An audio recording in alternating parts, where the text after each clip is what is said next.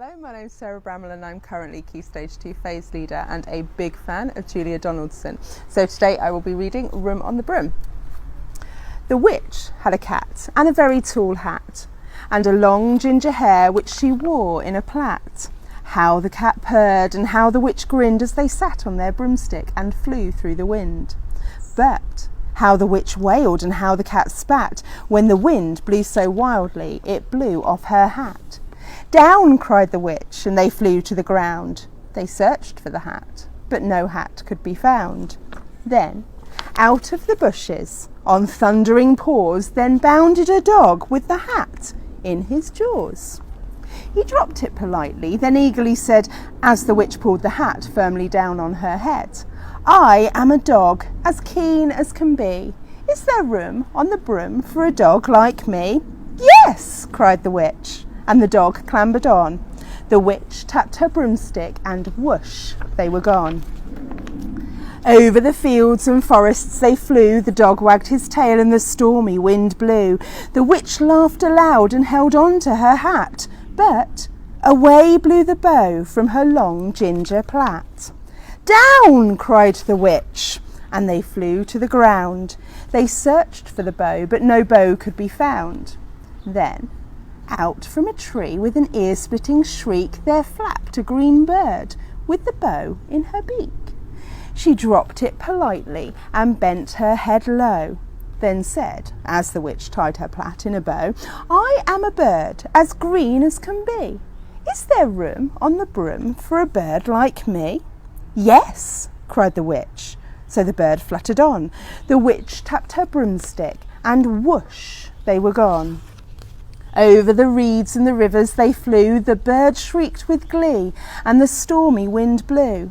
They shot through the sky to the back of beyond, the witch clutched her bow, but let go of her wand. "Down!" cried the witch, and they flew to the ground. They searched for the wand, but no wand could be found. Then, all of a sudden, from out of a pond leapt a dripping wet frog with a dripping wet wand. He dropped it politely, then said with a croak, as the witch dried the wand with the fold of her cloak, "I am a frog, as clean as can be. Is there room on the broom for a frog like me?" "Yes," cried the witch, so the frog bounded on. The witch tapped her broomstick, and whoosh, they were gone. Over the moors and the mountains they flew. The frog jumped for joy, and the broom snapped in two. Down fell the cat and the dog and the frog, down they went tumbling into a bog. The witch's half broomstick flew into a cloud, and the witch heard a roar that was scary and loud. "I am a dragon, as mean as can be, and I'm planning to have witch and chips for my tea." "No!" cried the witch, flying higher and higher. The dragon flew after her, breathing out fire. "Help!" cried the witch, flying down to the ground. She looked all around, but no help could be found. The dragon drew nearer and, licking his lips, said, "Maybe this once I'll have witch without chips." But just as he planned to begin on his feast, from out of a ditch rose a horrible beast. It was tall, dark and sticky, and feathered and furred. It had 4 frightful heads. It had wings like a bird. And its terrible voice, when it started to speak, was a yowl and a growl and a croak and a shriek. It dripped and it squelched as it strode from the ditch. And it said to the dragon, "Buzz off, that's my witch." Then the dragon drew back, and he started to shake. I'm sorry," he sputtered. "I've made a mistake.